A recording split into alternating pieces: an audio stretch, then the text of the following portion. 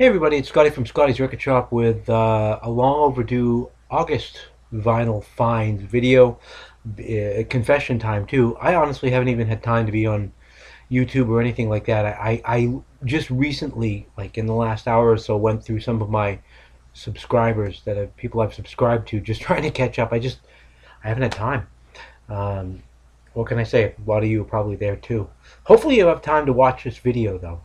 It's not going to be too long. I'm not going to show everything that I've gotten in the last month or so.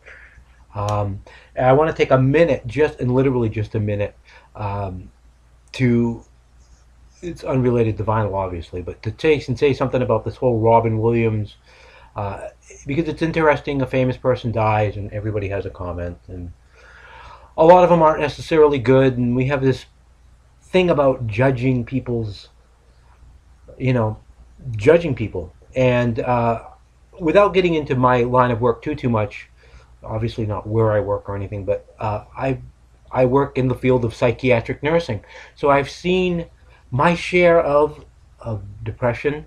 I've seen my fair share of suicides, unfortunately. Uh, and I've learned not to judge people. I mean, it's so easy to take and say, "Well, this person's just looking for attention. This person is just, um, you know, needs to just get their act together," or yeah. And this comment, I think, probably spawned it.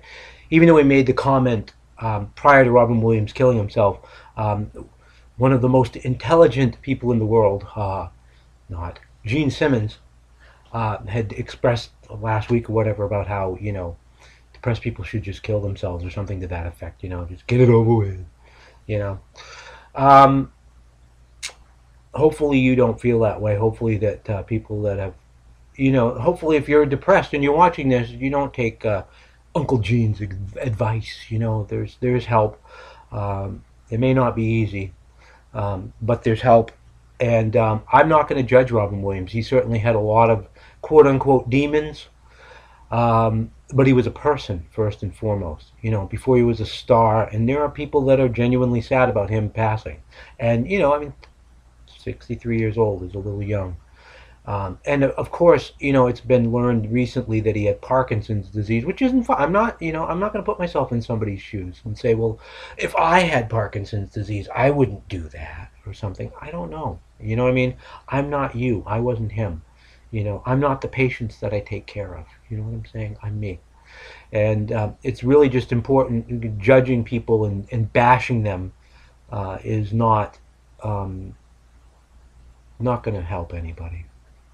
So anyway, enough of that. Does that make any sense? I don't know. All right, vinyl fine. Something that makes sense, something that we can all relate to. Vinyl, because this is the YouTube vinyl community, right? 345s, 445s, something like that. I have a lot of 45s, I have thousands of them, but I don't usually seek them out. They usually find me. And these are interesting. They're all promotional 45s, and they're all Beatle related. This first one, unfortunately, sometimes when you get promotional 45s, the radio station puts all kinds of stickers and identification things. But this is actually Ringo Starr's Only You. One side is mono, one side stereo. I've been really digging that lately. I really want to get a lot more of these. They're hard to find, but interesting. Paul McCartney and Wings. Again, the label, he messed up. The vinyl itself is in decent shape. This is Let 'Em In. It's got both sides are mono, I believe, but there's an edited version of Let 'Em In on one side. Really cut down. It's really kind of cool in some respects. This is With a Little Luck. Wings. Mono on one side, stereo on the other. Both of them edited versions, not from the album. You can find the edited version on the All the Best LP, I believe. And this is one more. Getting Closer. It's sideways. Getting Sideways. Let me turn this around a little bit. Getting Closer. In mono and in stereo. Some people really don't care about the monos because they're like, oh, it's just fold downs anyway. I just think it's really neat. Okay. We'll blow through the rest of this fairly quickly. In the dollar bin, a 10-inch from Ricky Lee Jones. Doing some covers and stuff, and actually found this to be quite interesting. Actually, I like Ricky Lee Jones. So. These next two, I'm not sure if I showed them. If I showed them already in July, I apologize, but I'll just show them really quickly. Gonna get into some soul music. Did I show this Smokey Robinson? Maybe I did. If I did, then I show it twice. An anthology, very good stuff right here. This is the other one that I'm not sure. It's part of this Motown anthology series as well. Marvin Gaye. Did I show that? I don't know. If I did, I'm showing it again. It's so darn good, you have to show it twice, right? Really, really good stuff. Okay. This I know I haven't shown. This is a great album. The Best of Otis Redding. On Adco, this is an original pressing from '72. Just a fantastic double album. Best of from Otis. Keeping the soul thing going. This is a I'm not sure exactly when this comp came out, but the best of the impressions. This had some later '60s stuff and the earlier stuff that's on here. That was originally on what? ABC, I believe they were on initially.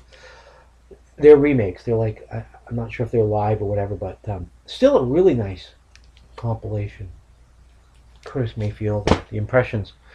Here's another one. This does have all the earlier stuff. This is on MCA. It's a pressing that came out in '84-ish or so, I believe. Great stuff. This one just came in the other day. Fantastic. Not as thorough as I thought it would be. It only goes up to 1962. And of course, he died in '64, late '64, December. Sam Cooke. This is a double album of the singles from 1957 through 1962 anyway. A double album, 180-gram vinyl. It's got, close to 40 tracks on it. A nice compilation. Like I said, it doesn't have stuff like Another Saturday Night, Change Is Gonna Come, stuff like that, because that stuff was recorded after '62. Okay, let's get into some. Oh, this is an interesting thing. Found this. I haven't popped this open yet, and I will. Fleetwood Mac. This is sealed. Did I show that? This is another one. I'm not sure if I showed it or not. So if I showed it, it's going to get popped anyway. Popped open. Because I'd rather listen to records than look at them. And that was $1. I don't know. I mean, not the best Fleetwood Mac album, but nevertheless. Another $1 record, which wasn't bad. I appreciate the guitar on this. Obviously, it's all guitar. Neil Schon from Journey, among other, Santana. This is a 1989, I believe this came out. It's okay. It's late 80s sounding. Some great guitar work. He has a new album out that I have not heard yet. But anyway. I got a handful of promotional Ted Nugent records for $1. And they were all in decent shape, for the most part. I'll show you a couple of them anyway.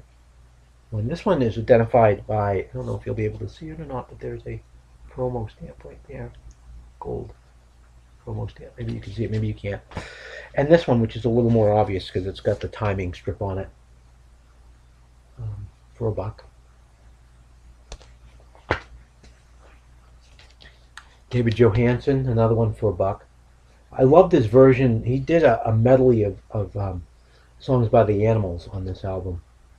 And the rest of the album's really good too, but his versions of those Animal songs just really fantastic.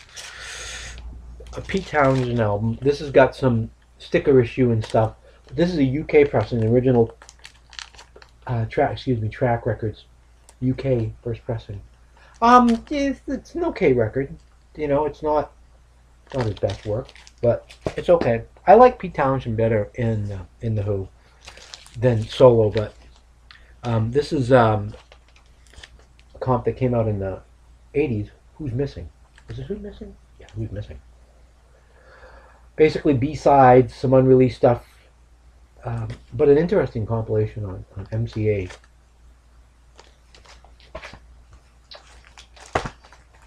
So you here, The Best of Traffic. This is an original first pressing. This is a great record. going up to like what, 71 or something like that, 70. Very good record. Some Steve Miller Band. A couple of these are upgrade. Children of the Future. This is a pressing from like the mid 70s on that orange cap of the label. But my copy of this was just totally beat. I saw this and I was like, all right, this is really cool. I'm gonna grab that.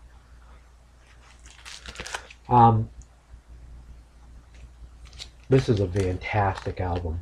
Again, a mid 70s pressing. I have an original of this, but it's really shot. It plays all the way through, but it's nice to have a really crispy, clean copy of it. This is a great album, Steve Miller Band.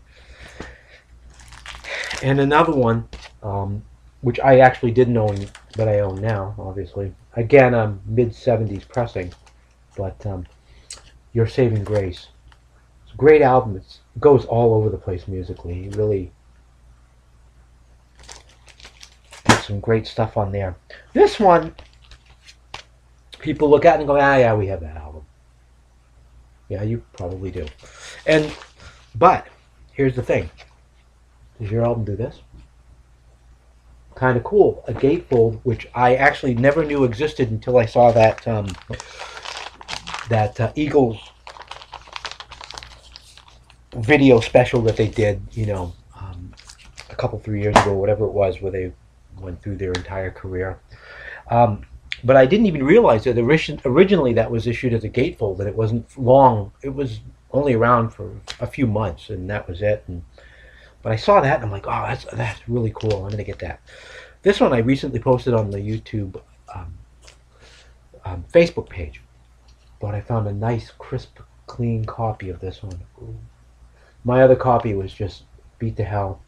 And I'd had it since the 80s. And I paid a fair price for it even in the 80s, and it wasn't even in that great a shape. But Badfinger Straight Up. I love that record. A couple more things here I guess we can go through. This is a group that most people have never heard of called Love Song. They country rock, but they're also fall in that gospel thing. This was 1972. From a gospel music perspective, this is a very historic record. And it's not a bad record. It's kind of a country rock, early 70s kind of thing.